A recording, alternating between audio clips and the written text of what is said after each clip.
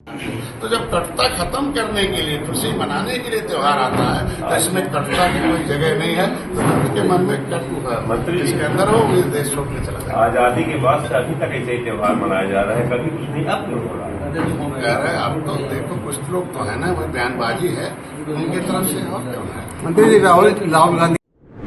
उत्तर प्रदेश की योगी सरकार में कैबिनेट मंत्री डॉक्टर संजय निषाद ने होली मिलन समारोह में कार्यकर्ताओं का खूब उत्साह बढ़ाया। उन्होंने कहा कि वे सभी को होली की बधाई देते हैं। इस दौरान उन्होंने विपक्ष पर भी जोरदार निशाना साधते हुए कहा कि इस जुमा में भी लोग गले मिलते हैं और होली में भी गले मिलते हैं। कैबिनेट मंत्री ने आगे कहा कि दोनों गले मिलने का त्योहार है।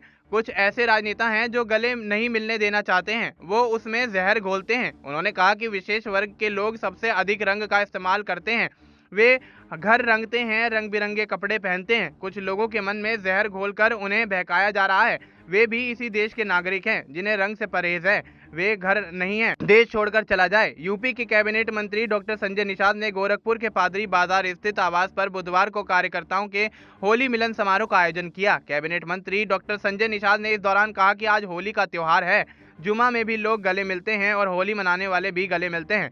दोनों गले मिलने का त्योहार है, एक दूसरे के साथ खुशी बांटने का त्योहार है। कुछ ऐसे राजनेता हैं जो गले नहीं मिलने देना चाहते हैं, उसमें जहर घोलते हैं। उन लोगों के लिए संदेश है, जिस विशेष वर्ग की बात कर रहे हैं, वे चाहते हैं कि खुशी के साथ उनका भी त्योहार मने और मनेगा भी।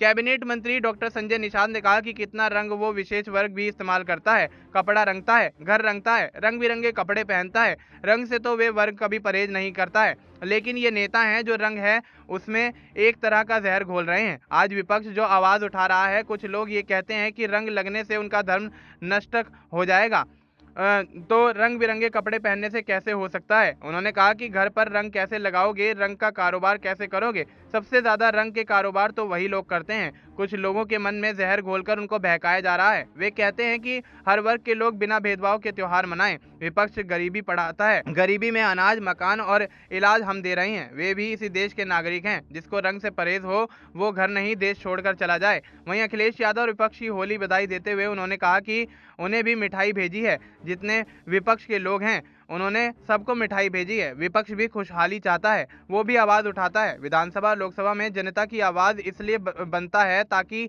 देश में खुशहाली आए। वे भी खुशहाली लाना चाहते हैं, तो होली तो खुशहाली का त्योहार है। कैबिनेट मंत्री ने आगे कहा कि खुशहाली बांटकर रहें, आगे बढ़ें। विपक्ष को मार्गदर्शन होता है, वो हमारी कमी को उजागर करता है तो हम उन कमियों को दूर कर आगे बढ़ते हैं। यही तो एनडीए राज है। उनकी बात संवैधानिक है तो उसे सही कर जनता के हित में लागू करते हैं, इसलिए उन्हें विशेष रूप से बधाई देते हैं। इस दौरान संजय निषाद ने आगे कहा कि जिस देश में अर्थव्यवस्था सुधरती है तो खुशहाली खुद आ जाती है। भारतीय सभ्यता में त्योहार खुशहाली बांटने के लिए आता है। हमारा सौभाग्य है कि हम हर त्योहार के एक दूसरे से गले मिलें। निषाद पार्टी और मछुआ समाज के लोग पहली बार भगवान राम का 500 साल बाद जो मंदिर बना है उसमें निषाद राज का योगदान रहा। कैबिनेट मंत्री ने कहा कि हम लोग सौभाग्यशाली हैं।